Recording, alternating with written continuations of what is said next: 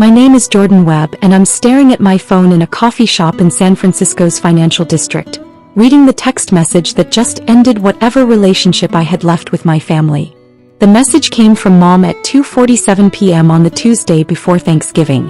I was in the middle of the most important business negotiation of my life, but I saw her name flash across my screen and I checked it anyway. Old habits. Jordan, I'm sorry but we're going to have to skip you this year for Thanksgiving. Tyler and Madison are hosting at their new house in Westchester and Madison feels strongly that the guest list needs to be, well, she used the word curated. She's worried about appearances since she's invited her parents and some of Tyler's colleagues from the law firm. You understand, right? Maybe we can do coffee next time you're in town. Love you, Mom. I read it twice. Then I set my phone face down on the table and went back to my meeting with representatives from Tech Venture Global, who were in the process of acquiring my cybersecurity company for $160 million. If you've ever been treated like the family embarrassment while secretly building an empire, hit that like button and subscribe right now. You're not going to want to miss what happened next. Let me back up 6 years. I graduated from State with a computer science degree and immediately disappointed everyone by turning down a corporate job offer to start my own company. Not a sexy startup with venture capital and a ping-pong table. A boring, practical cybersecurity firm that helped small businesses protect their data. Tyler, my older brother, had gone to Columbia Law. He worked at a white shoe firm in Manhattan, wore suits that cost more than my monthly rent, and had opinions about wine regions. When he brought Madison home 2 years ago, she took one look at me in my hoodie and jeans and I watched her mentally categorize me as the unsuccessful sibling. Madison came from money. Old money, the kind that doesn't just have wealth but has country club memberships that have been in the family since 1952. Her father was a federal judge. Her mother sat on charity boards and pronounced interesting in a way that clearly meant disappointing. At Tyler and Madison's engagement party, she'd introduced me to her parents as Tyler's brother, the one who does computers. Not computer science. Not technology. Computers. Like I fixed laptops at Best Buy. I didn't correct her. I was too busy building something real.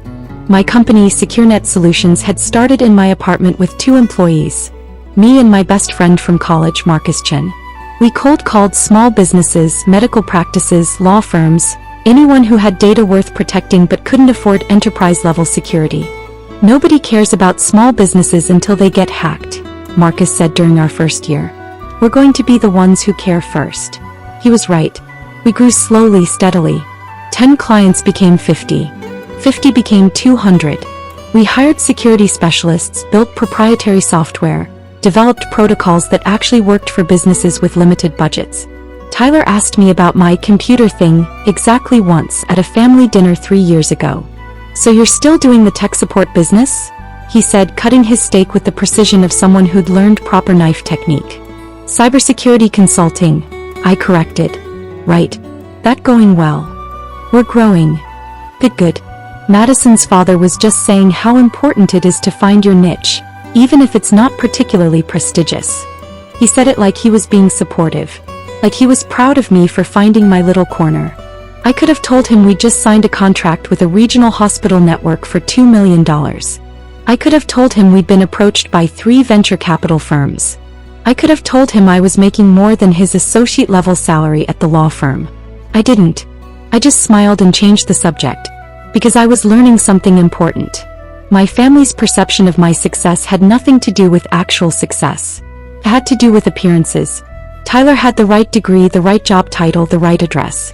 I had a startup, which in their minds meant I was 1 bad month away from moving back in with Mom. So I let them think it. I drove a 7-year-old Toyota. I lived in a modest apartment in Oakland. I wore hoodies to family events. And I built my company into something extraordinary while they congratulated Tyler for making partner track. The truth was, SecureNet Solutions had grown beyond anything I'd initially imagined. We'd expanded into government contracting, protecting sensitive data for federal agencies. We'd developed software that Fortune 500 companies were licensing. We'd been featured in TechCrunch, Forbes, and Wired. And my family had no idea. Mom would call every few months. How's the computer business, honey? Are you getting enough clients? Like I was running a struggling freelance operation instead of a company with 47 employees and offices in 3 cities. Tyler would occasionally send job postings. Saw this at a tech company in New York. Might be more stable than the startup thing. Let me know if you want me to put in a word. The positions were always mid-level. Always less than what I was already doing. I never told them the truth because I wanted to see if they'd love me without the success. If they'd respect me without the money. If they'd value me as a person instead of as a status symbol. The answer increasingly was no. Madison's arrival made everything worse. She'd grown up in a world where your worth was determined by your zip code and your club membership. She assessed people the way you'd assess furniture. Will this fit with the aesthetic I'm trying to create? I didn't fit. At their wedding last year, Madison had seated me at table 12 with Tyler's college roommate's girlfriend's brother and a cousin nobody had spoken to in 5 years. Tyler was too busy being the perfect groom to notice. Mom just said, "Madison worked so hard on the seating chart, dear." The breaking point came 6 months ago when Tyler and Madison bought a house in Westchester. 4 bedrooms, colonial style, the kind of house that screamed, "We've arrived." They threw a housewarming party. I wasn't invited. It was such a small gathering, Mom explained when I asked. Just Madison's family and some of Tyler's colleagues. Very intimate. I saw the photos on Facebook. 70 people minimum. That's when I stopped pretending it didn't hurt. That's when I realized I'd been running an experiment with a foregone conclusion. My family didn't want a relationship with me. They wanted me to either succeed on their terms or disappear quietly into the background. So I focused on what I could control. The business. Drop a comment and let me know where you're watching from tonight. Tech Venture Global first approached us in July. They were a major player in the cybersecurity space, and they'd been watching SecureNet's growth for 2 years. Our government contracts had caught their attention. Our proprietary software had impressed their technical team.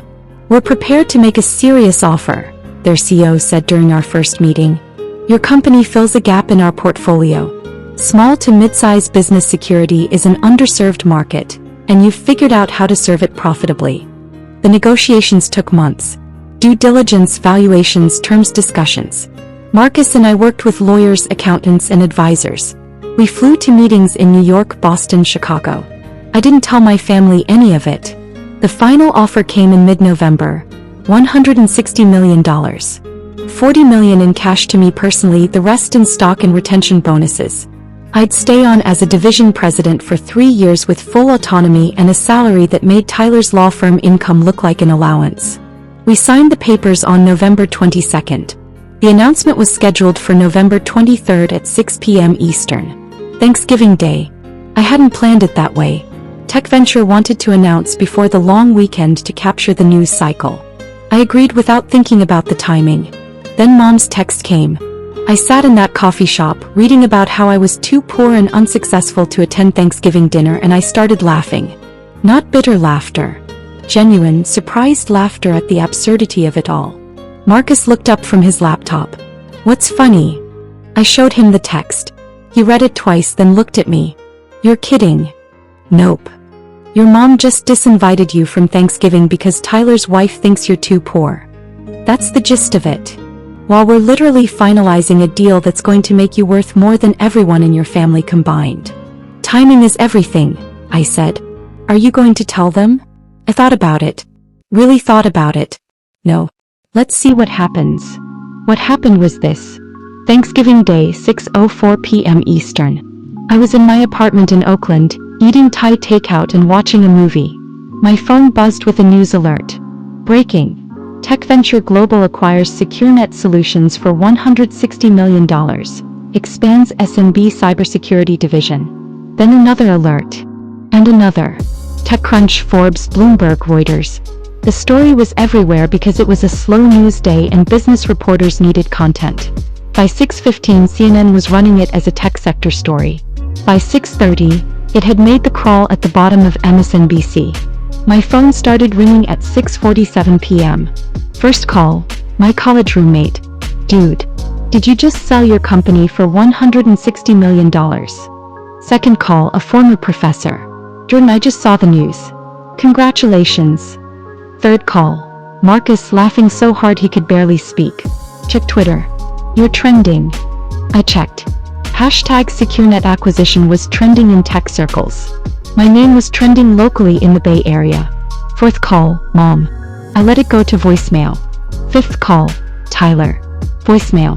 Sixth call, Mom again. Voicemail. The calls kept coming. Friends, former colleagues, business contacts. Everyone except the people currently sitting around a turkey in Westchester, probably just starting to see the news alerts on their phones. I turned my phone on silent and went back to my movie. By 9 p.m. I had 47 missed calls, 32 text messages, 16 voicemails.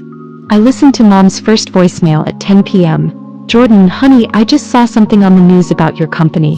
Can you call me back? I'm confused about what I'm seeing. Tyler's first message. Jordan, need you to call me seeing some news about SecureNet. Want to make sure you're not getting scammed or something. Madison's text. She'd never texted me before. Jordan, people are asking us about this acquisition news. Can you clarify what's happening? I went to bed without responding to any of them. Hit that subscribe button if you've ever had to set boundaries with toxic family, because what happened next was spectacular. Friday morning, the story had grown. The Wall Street Journal ran a feature about small cybersecurity firms disrupting the market. Forbes published a profile piece about me that their tech reporter had been working on for weeks. Business Insider did a breakdown of the acquisition terms. My phone had 103 missed calls. I finally responded at noon on Friday. One text, sent to the family group chat that I'd been removed from 6 months earlier but could still message. Happy Thanksgiving to everyone. Sorry I couldn't make it to dinner. I was busy finalizing some business matters. Hope the turkey was good. I attached a link to the Forbes article.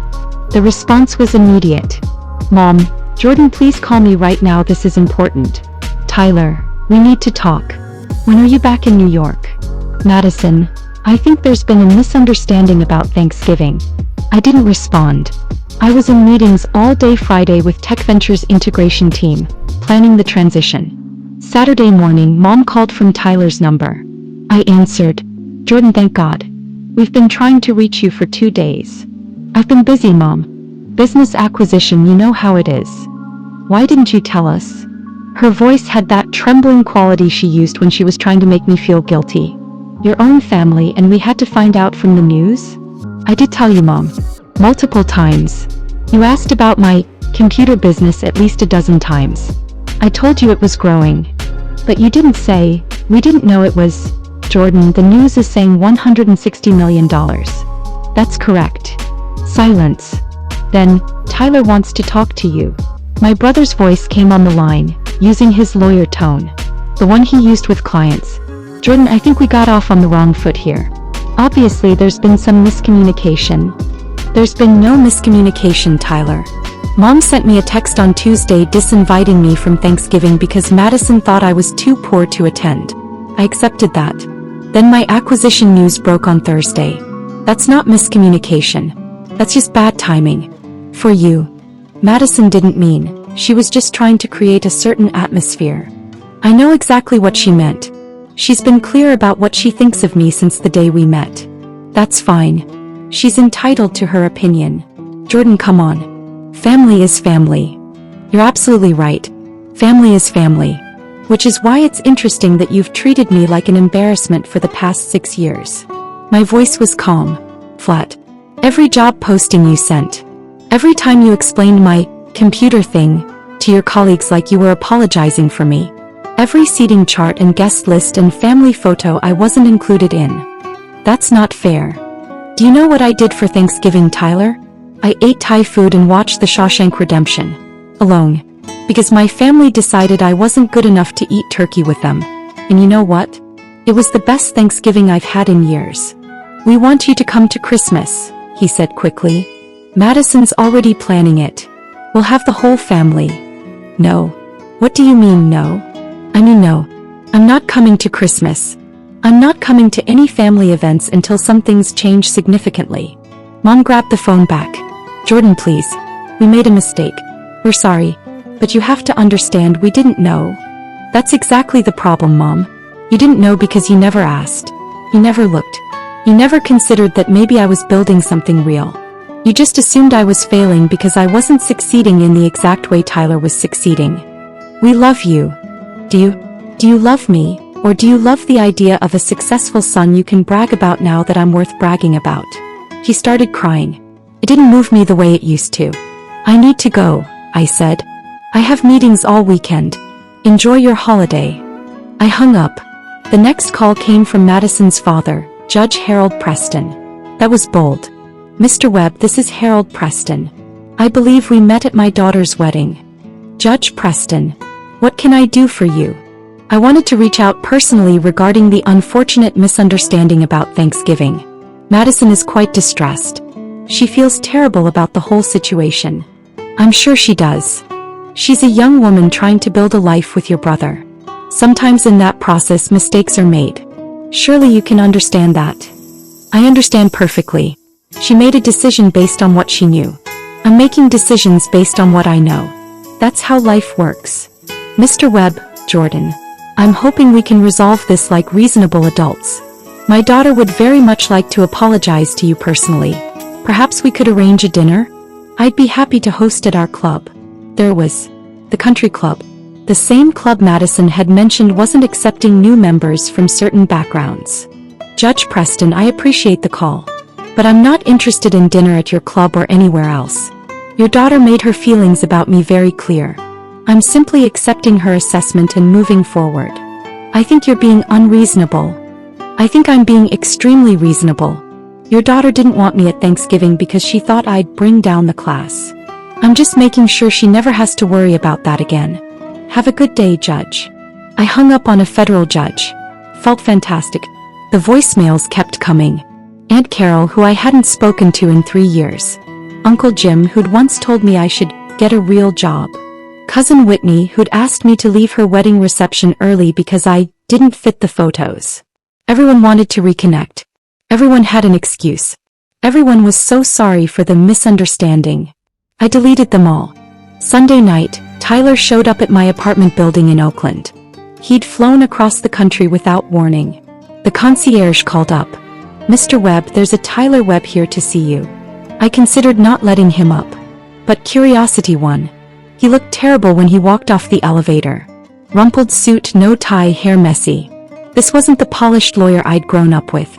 You flew to California, I said. You wouldn't answer your phone. That's generally a sign that someone doesn't want to talk. Jordan, please. Just 5 minutes.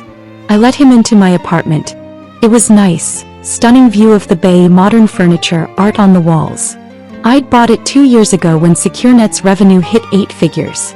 Tyler's eyes widened when he saw it. This place is incredible. It's home. He sat down without being invited. I messed up. Yeah. I treated you like you were failing when you were actually succeeding beyond anything I've done. I let Madison dictate family dynamics without standing up for you. I was a terrible brother. Yes. He looked up, surprised by my bluntness. I'm trying to apologize here. I know. I'm agreeing with you. You were a terrible brother. You treated me like an embarrassment. You let your wife exclude me from family events because I didn't meet her aesthetic standards. You spent 6 years making me feel like I was failing when you never once actually asked how my business was really doing. I'm sorry. Are you? Are you sorry you treated me that way? Or are you sorry that I turned out to be worth $160 million and now you look foolish? He flinched. That's not fair. Isn't it? Tyler, if my company had failed, if I was actually struggling, would you be here? Would you have ever stood up to Madison? Would you have ever defended me to Mom? He didn't answer. That was answer enough. I think you should leave, I said. Jordan. I'm not cutting you off forever. I'm not being cruel. I'm just done being treated like I'm less than because I chose a different path. You want a relationship with me? Great. But it needs to be a real relationship. Not one where you only value me when I'm successful on your terms. What do you want from me? Nothing. I don't want anything from you, Tyler. That's the point. I don't need you to acknowledge my success. I don't need you to brag about me to your colleagues. I don't need a seat at Madison's curated Thanksgiving table. I walked to the door and opened it. I needed a brother who believed in me 6 years ago. That window closed. He stood up slowly. So that's it. We're done. We're on pause. A long pause. Maybe someday we can build something real. But right now, Right now I need distance from people who only see my value when it's financially quantifiable." He left without another word. The story continued to generate press for 2 weeks. I did 3 interviews, TechCrunch, Forbes, and Bloomberg. In each one, when they asked about my background, I kept it simple. I started SecureNet in my apartment with a clear mission: protecting small businesses that couldn't afford enterprise security. The growth came from staying focused on that mission. I didn't mention my family. I didn't tell the dramatic story of being excluded from Thanksgiving. That wasn't the point. The point was what I built. The company. The real relationships with people who valued me before I had money. Marcus and I celebrated the acquisition properly in early December. Dinner at a Michelin-starred restaurant in San Francisco, just the 2 of us. "Remember when we were cold calling medical offices from your apartment?" he said, raising his glass. "Remember when Dr. Patterson told us we were wasting his time and hung up? Remember when we signed him 2 years later for a 6-figure contract?" We laughed. Real laughter, the kind that comes from shared struggle and shared triumph. "Your family still calling?" Marcus asked. "Every day." "I'm not answering." "You going to? Ever?" "Maybe. Eventually. If they can figure out how to value me as a person instead of an asset." I sipped my wine. But I'm not holding my breath. Christmas came. I spent it in Hawaii with Marcus and his family. We rented a house on Maui, swam in the ocean, ate fresh fish, and never once checked our work emails. Mom sent a card to my office. Inside was a long letter about family and forgiveness and how much she missed me. She didn't apologize for the Thanksgiving text. She apologized for not understanding the magnitude of my success sooner. Still didn't get it. Tyler sent an email on New Year's Eve. Subject line: "Can we start over?" The email was long, detailed, and actually seemed genuine. He talked about going to therapy, about recognizing his own insecurities, about how he tied his self-worth to status and achievement and projected that onto our relationship. "I'm not asking you to forget everything," he wrote. "I'm asking for a chance to build something real. Not brother and successful brother. Just brothers. If you're willing." I didn't respond immediately. I sat with it for 3 days. Finally, I wrote back, "Therapy is a good start. Keep going. Maybe in 6 months we can have coffee." But Madison needs to do her own work too. The way she treated me wasn't just about social class. It was about basic human respect. That needs to be addressed. He responded within an hour. "Understood. Thank you for not closing the door completely." I wasn't closing the door. But I wasn't throwing it wide open either. If you've ever had to walk away to save yourself, tell me your story in the comments. What would you have done? 3 months after the acquisition, I was in New York for business. Tech Venture had offices in Manhattan, and I was meeting with the integration team. I texted Tyler, "In town for 2 days. Coffee Thursday morning if you're available." He responded immediately, "Yes. Absolutely. Where and when?" We met at a quiet cafe in Midtown. He arrived 10 minutes early, nervous energy radiating off him. I showed up exactly on time. "Thanks for meeting me," he said. "Thanks for being on time." We ordered coffee. The first 5 minutes were awkward small talk. Weather. Traffic. The usual nothing. Then Tyler took a breath. "I'm still in therapy. Twice a week. Madison and I are doing couples counseling too." "How's that going?" "Hard. Really hard. She's confronting a lot of stuff about how she was raised, about values she never questioned. Her parents are not happy about it." "I imagine not. She wants to apologize to you. Genuinely apologize. Not the social performance kind. The real kind." I studied my brother. He looked different. Lighter somehow. Less polished and more real. "I'm not ready for that yet," I said. "But I'm glad she's doing the work." "That's fair." He nodded. "Can I ask you something?" "Sure." "Why didn't you tell us?" "About the company, the success, all of it." I considered lying, giving him an easy answer. "But we were trying for real. Because I wanted to see if you'd love me without it. If you'd respect me without the money and the status and the impressive acquisition." And for 6 years the answer was no. "You didn't." He absorbed that like a physical blow. "You're right. I know. I don't expect you to forgive me." "Good. Because I haven't. But I'm open to the possibility of forgiving you someday. That's the best I can offer right now." We talked for an hour. Real talk, not performance. He told me about his insecurities, about pressure from Madison's family, about how he'd measured his worth by external validation for so long he forgot what mattered. I told him about building SecureNet, about the early struggles, about the moments when I almost gave up, about how being excluded from family events hurt more than he probably knew. When we left, we shook hands. Not a hug. We weren't there yet. But it was real. "Thank you," Tyler said, "for giving me this chance. Don't waste it." "I won't." 6 months later, I had dinner with Mom. Just the two of us. She flew to San Francisco, insisted on staying at a hotel even though I offered my guest room. We met at a restaurant she'd chosen, researched, picked carefully. He was trying. "Your apartment is beautiful," she said. She'd visited that afternoon. "The view is stunning." "Thanks. I like it."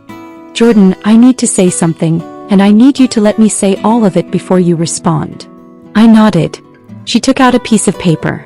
She'd written it down, actually written down what she wanted to say. Her hands shook slightly as she read. "I failed you as a mother. Not just with Thanksgiving, but for years before that. I prioritized Tyler's achievements because they were easy to understand and easy to brag about. I dismissed your work because I didn't understand it and didn't take the time to learn. I let Madison exclude you from family events because it was easier than standing up to her. I measured your worth by external markers that had nothing to do with who you actually are. And I'm sorry. I'm genuinely, deeply sorry." She looked up from the paper.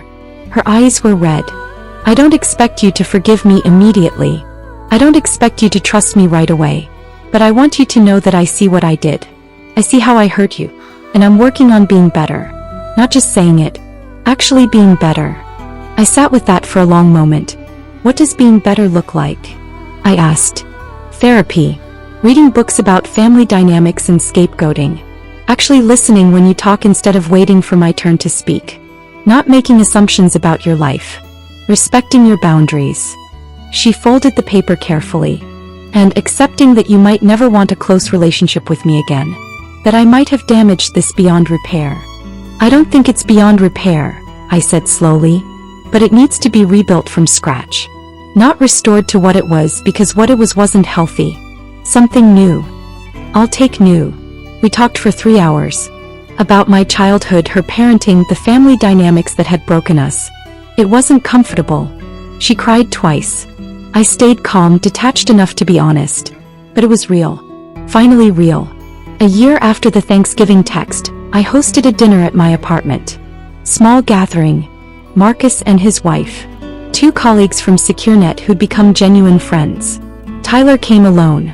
Madison had a work commitment, but they were both still working on things. Mom came.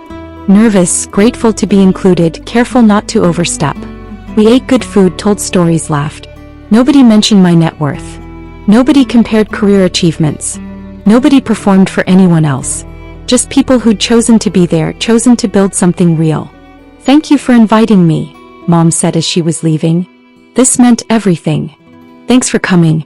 And for respecting the boundaries. Always." Tyler lingered after everyone else left. "This was nice. Really nice." It was. "Think we can do it again?" "Yeah. I think we can." He smiled. Real smile, not the polished lawyer smile. "I'm glad you didn't give up on us completely." "I didn't give up on the possibility of us. I gave up on accepting less than I deserve. There's a difference." "There is." After he left, I stood on my balcony looking out at the bay. The lights of San Francisco glittered across the water. Somewhere out there, 47 employees were building something that mattered. Thousands of small businesses were protected because of what we'd created. And my family was slowly learning what I'd known all along. Your worth isn't determined by other people's perception of your success. It's determined by what you build, who you help, and whether you can look yourself in the mirror. I'd built a company worth $160 million. But more importantly, I'd built a life worth living. Paper beats promises every single time. And sometimes, the family scapegoat turns out to be the only one who understood what actually matters.